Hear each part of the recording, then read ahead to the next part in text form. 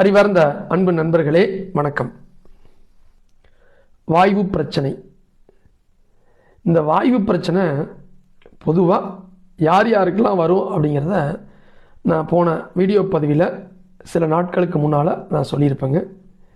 இருந்தாலும் வாய்வு பிரச்சனை இருக்கக்கூடிய சமயங்களில் எமர்ஜென்சிக்கு பாருங்கள், இந்த வாய்வு பிரச்சனை அதிகமாயிருச்சு அப்படின்னா சில பேர்த்துக்கு திடீர்னு பார்த்தோன்னா முழங்கால் வலிக்கும், மூட்டுகள் வலிக்கும், கை மூட்டு, கால் மூட்டு, அல்லது உடம்புல இடதுபுறமோ வலதுபுறமோ கை கால் எல்லாமே வலிச்சு சோர்வாக இருக்குங்க, அல்லது புளிச்ச ஏப்பம் வந்துக்கிட்டே இருக்கும்.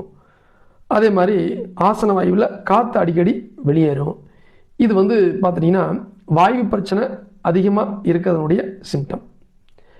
இந்த மாதிரி வாய்வு பிரச்சனை அதிகமாக இருந்துச்சுன்னா இந்த பிரச்சனைகள் போக அவங்களுடைய ரெகுலராக பண்ணக்கூடிய அந்த வேலைகளில் சுறுசுறுப்பு குறைஞ்சி போய் மந்தம் அதிகமாயிருங்க. இப்படி மந்தம் அதிகமாகிடுச்சு அப்படின்னா இந்த மாதிரி முழங்கால் வலிக்குது, மூட்டு வலிக்குது, கழுத்து வலிக்குது, முழங்கைகள் இந்த மாதிரியான பொசிஷன்லாம் வலிக்குது அப்படின்னாலே எமர்ஜென்சிக்கு ஒரு முத்திரையை நம்ம பார்க்கலாங்க. இந்த முத்திரையை சின்னவங்கள்லேருந்து பெரியவங்க வரைக்கும் யார் வேணாலும் பண்ணலாங்க. 2 கையில் பண்ணலாம், ஒத்த கையில் பண்ணலாம், உட்காந்துக்கிட்டு பண்ணலாம், படுத்து நாம் இந்த முத்திரையை பண்ணலாங்க.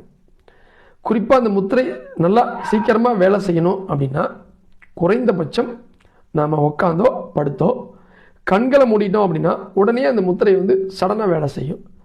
இந்த முத்திரையை வாய்வு பிரச்சனை இல்லாதவங்க கட்டாயம் செய்யக்கூடாதுங்க.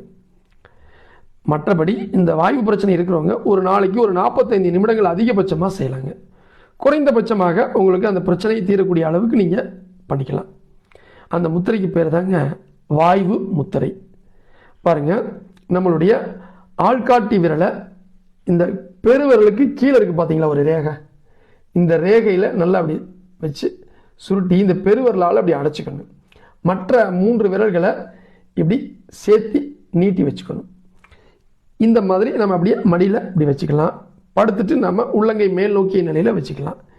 இப்படி இந்த வாய்வு முத்திரை வாய்வு பிரச்சனை இருக்கும் பொழுது நீங்கள் செஞ்சு பாருங்கள். உங்களுக்கே இந்த வாய்வு சரியாகிறத நீங்கள் உணர முடியும். எப்பேற்பட்ட வாய்வு பிரச்சனைகளாக இருந்தாலும் இது உடனே சரியாகும். இதை செய்கிறதுக்கு முன்னால் லேசாக தேவையான அளவு தண்ணியை சூடு பண்ணி தேவையான அளவு நீங்கள் தண்ணியை குடிச்சிட்டு பண்ணிங்கன்னா ரொம்ப நல்லாயிருக்கும். இன்றைக்கி இந்த வாய்வு பிரச்சனைக்கான ஒரு அற்புதமான முத்திரையை தான் இன்றைக்கி பார்த்தீங்க. இதை நீங்கள் தினசரி பயிற்சி செய்யுங்க.